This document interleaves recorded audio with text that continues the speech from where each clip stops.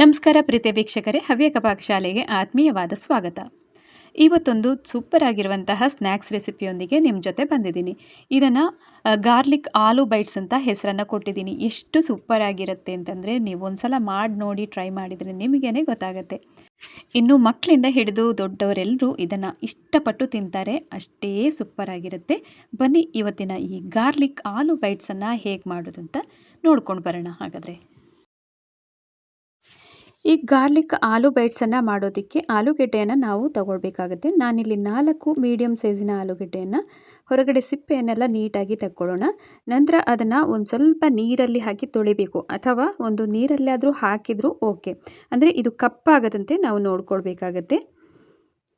ಈಗಾಗಲೇ 4 ಆಲೂಗೆಡ್ಡೆಯನ್ನು ಸಹ ಸಿಪ್ಪೆ ಎಲ್ಲ ತೆಗೆದಿದ್ದಾಗಿದೆ. ನೋಡಿ, ನೀರಲ್ಲಿ ಕೂಡ ಸ್ವಲ್ಪ ಮಟ್ಟಿಗೆ ಇದನ್ನು ತೊಳ್ಕೊಂಡಿದ್ದೀನಿ. ಈಗಾಗಲೇ ಕಪ್ಪಾಗೋದಿಲ್ಲ ಅಂತ ಅಷ್ಟೇ. ಇನ್ನು ಅದನ್ನು ಹೆಚ್ಕೊಳ್ಳುವಂತಹ ರೀತಿಯನ್ನು ಒಂದ್ಸಲಿ ನೋಡ್ಕೊಂಡು ಬರೋಣ.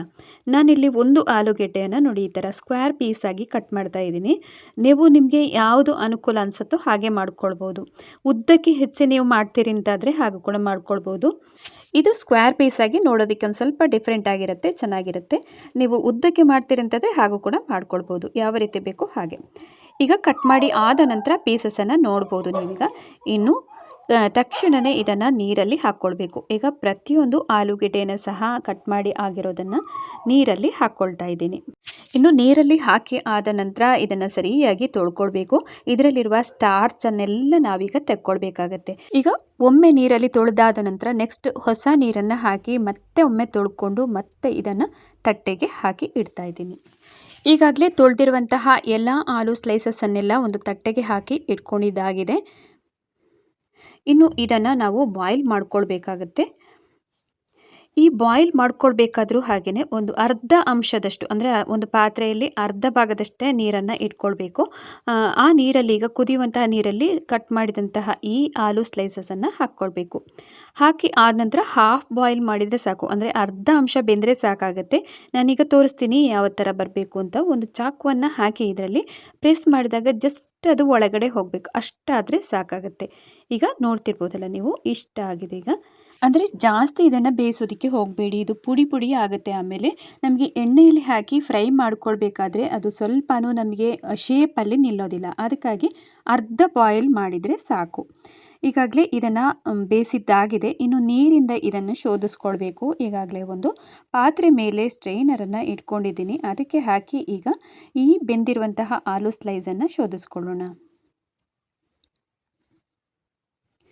ಈಗ ಶೋಧಿಸಿ ಆದ ನಂತರ ಈ ಆಲೂ ಸ್ಲೈಸನ್ನು ಒಂದು ಪಾತ್ರೆಗೆ ಹಾಕಿ ಇಟ್ಕೊಳ್ಬೇಕು.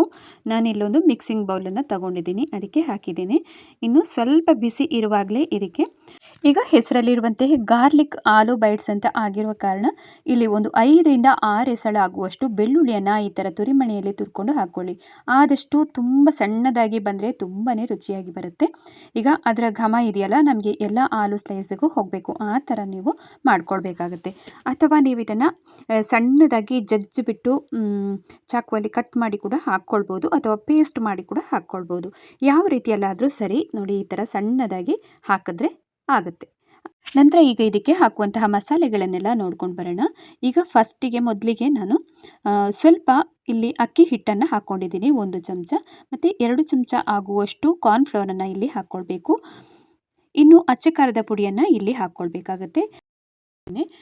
ಮತ್ತು 1/4 ಸ್ಪೂನ್ ಆಗುವಷ್ಟು ಹಳದಿ ಪೌಡರ್ ಅಥವಾ ಅರಿಶಿನವನ್ನು ಹಾಕ್ಕೊಳ್ಬೇಕು.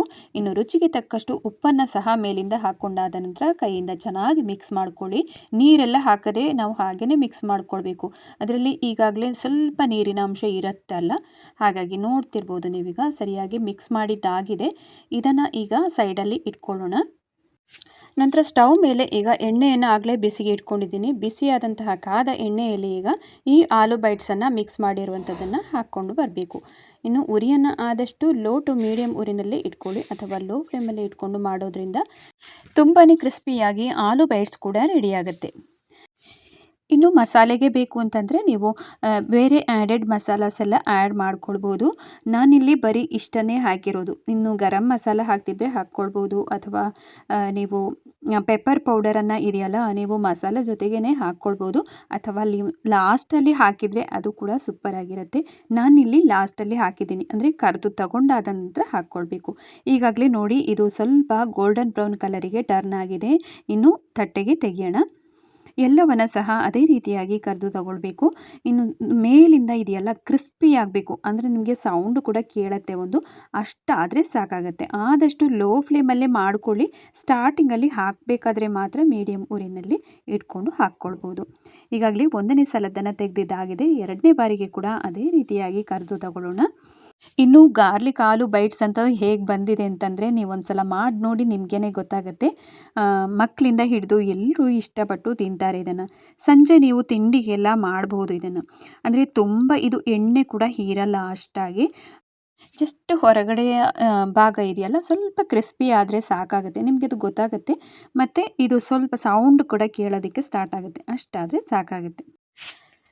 ಇನ್ನು ಮೇಲಿಂದ ಇದಕ್ಕೆ ಒಂದು ಸ್ವಲ್ಪ ನಾನು ಪೆಪ್ಪರನ್ನು ಉದುರಿಸ್ತೀನಿ. ಆಮೇಲೆ ಸಣ್ಣದಾಗಿ ಕಟ್ ಮಾಡಿರುವಂತಹ ಕೊತ್ತಂಬರಿ ಸೊಪ್ಪನ್ನು ಉದುರಿಸಿದ್ರೆ ಸೂಪರ್ ಆಗಿರುವಂತಹ ಗಾರ್ಲಿಕ್ ಆಲೂ ಬೈಟ್ಸ್ ಕೂಡ ರೆಡಿ ಆಯಿತು. ನೋಡ್ಕೊಂಡು ಬಂದ್ರಿ ಅಲ್ವಾ, ಎಷ್ಟು ಚೆನ್ನಾಗಿರುವಂತಹ ಅಷ್ಟೇ ರುಚಿಕರವಾದಂತಹ ಆಲೂ ಬೈಟ್ಸನ್ನು ಹೇಗೆ ಮಾಡೋದು ಅಂತ. ಇವತ್ತಿನ ಈ ರೆಸಿಪಿ ನಿಮಗೆಲ್ಲರಿಗೂ ತುಂಬಾ ಇಷ್ಟ ಆಗಿರ್ಬೋದು ಅಂತ ಅಂದ್ಕೊಂಡಿದ್ದೀನಿ. ಇಷ್ಟ ಆದಲ್ಲಿ ಚಾನಲನ್ನು ಹೊಸಬ್ರು ನೋಡ್ತಿದ್ರೆ ದಯವಿಟ್ಟು ಸಬ್ಸ್ಕ್ರೈಬ್ ಮಾಡ್ಕೊಳ್ಳಿ. ಹಾಗೆಯೇ ಪಕ್ಕದಲ್ಲಿರುವಂತಹ ಬೆಲ್ ಐಕಾನನ್ನು ಕೂಡ ಪ್ರೆಸ್ ಮಾಡೋದ್ರಿಂದ ನಾನು ಹಾಕಿರುವಂತಹ ಎಲ್ಲ ವಿಡಿಯೋದ ನೋಟಿಫಿಕೇಶನ್ ನಿಮಗೇ ಬರುತ್ತೆ. ಮುಂದಿನ ವಿಡಿಯೋದಲ್ಲಿ ಇನ್ನೊಮ್ಮೆ ಭೇಟಿಯಾಗ್ತೀನಿ. ಅಲ್ಲಿ ತನಕ ನಮಸ್ಕಾರ.